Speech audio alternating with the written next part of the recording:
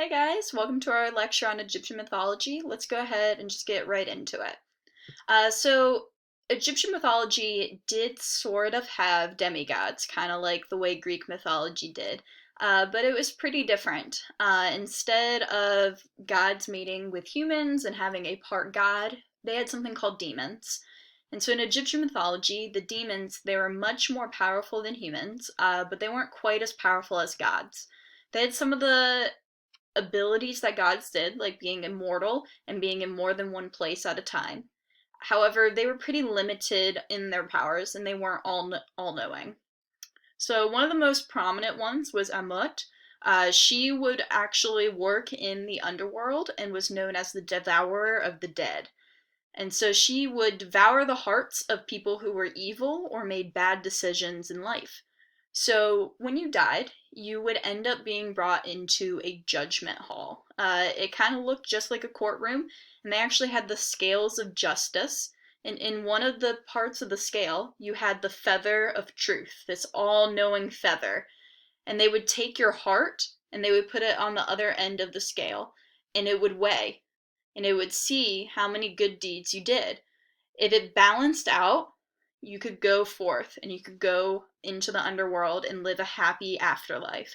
However, if it sunk down, it meant that you did really bad deeds in life, and a mutt would actually devour your heart. So this would deem you worthy or unworthy of a good afterlife. It's a pretty awesome story. It's one of my favorites with Egyptian mythology, which is why I put it in the notes. So some traits of the gods and goddesses.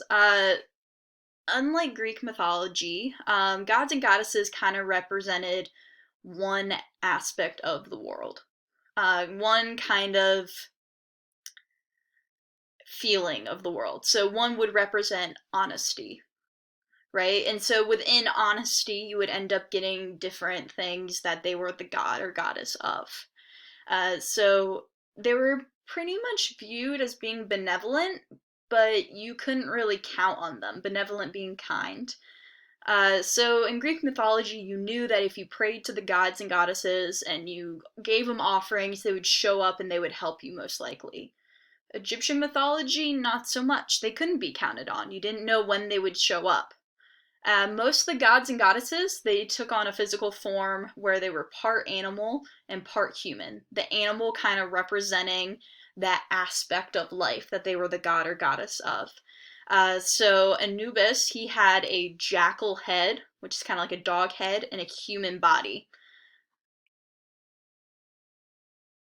So let's get into some of those gods and goddesses and talking a little bit more about them. So just like with Greek mythology, you have your creator gods. And so the two main ones I want to talk to you about are Nut and Geb. So Nut is the goddess of the night and the stars, and Geb was the god of the earth. It's believed that earthquakes are actually Geb laughing. And the reason why they're their story is very interesting in that their parents didn't like them being together. They ended up giving birth to the six main gods, and we'll get into some of those in here. But their parents didn't actually like them being together, and they separated them, forcing one to be grounded to earth and the other to be forever in the sky and the stars, to where they could never actually be together. And it's a very tragic story. They're very much in love, and they are constantly in this battle of trying to reach one another. So some of the gods that they actually ended up giving birth to, one of them is Amun-Ra. You'll hear different versions of his name. It might just be Ra, it might just be Amun. These were actually two separate gods that they combined together to be one. And so Amun-Ra is the king of the gods and the sun god. He actually brings a chariot in with the sun, helping it rise and set every single day. Anubis, I talked about him, how he has the jackal head. He is not one of the initial gods, but he is the god of mummification and the protector of the dead, which is why he has the jackal head. He protects the dead, and he works in the underworld. We have Bes. He is the god of childbirth, and he's associated with good times and entertainment. He is typically shown as a dwarf, who isn't the most attractive. I think it was supposed to be almost like a court jester in medieval times, kind of that silly character that existed. You then have Hathor, and she is the goddess of women and love and beauty. Horus, who's one of the initial gods, he's the god of the sky, and he's the divine protector of kings. So if you remember when we talked about ancient Egypt, how we believed the pharaohs were actually gods themselves, and that is because a god like Horus, or the next one we'll talk about next, Isis, would actually inhabit their bodies. They were protecting the pharaohs and the kings, and they were bringing that power straight to the people. So then that other one of those original gods, Isis, she was the goddess of life and healing, and was also one of those protectors of the kings. You have Mot, the goddess of truth and justice. She's a lot of how that truth feather came to be. That's on the scales of justice. Mut, she's the goddess of vultures, very conniving, betrays a lot of people. Osiris, he is the ruler of the underworld. He actually was initially one of the agriculture gods, believed in fertility of agriculture and stuff like that.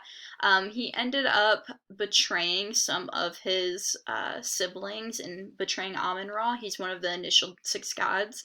And as punishment, he was forced to become the ruler of the underworld and works very closely with Anubis. So you have Ta here, and he was one of those big creator gods. The written word, it's believed that with his pen, when he writes something down, it actually just physically comes alive in the air. You have Sobek, the crocodile god, big part of the Nile River. Set, also one of those initial 6 gods that was created. He's the god of darkness, chaos, and confusion. Real bad dude, real evil dude. Siblings, not a huge fan of him. Not the nicest guy. And then the last one we'll talk about here is Thoth, and he is the god of writing and knowledge. Usually has some kind of falcon head. My bad. He actually usually has some kind of hawk head. The falcon head is Horus, one of those protectors of the kings.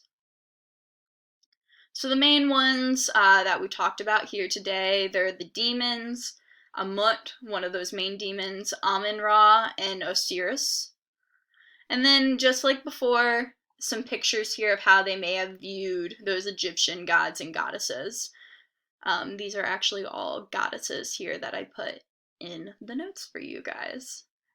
There's a lot of really great stories with Egyptian mythology, and that shows just a little bit of it. There's a lot of awesome books based off of it as well. Rick Riordan, who's the author of Percy Jackson and the Olympians, we're reading the first book of that series, also wrote one about Egyptian mythology. And so his first book here is The Red Pyramid. It's a trilogy. So then it goes into The Throne of Fire and The Serpent's Shadow.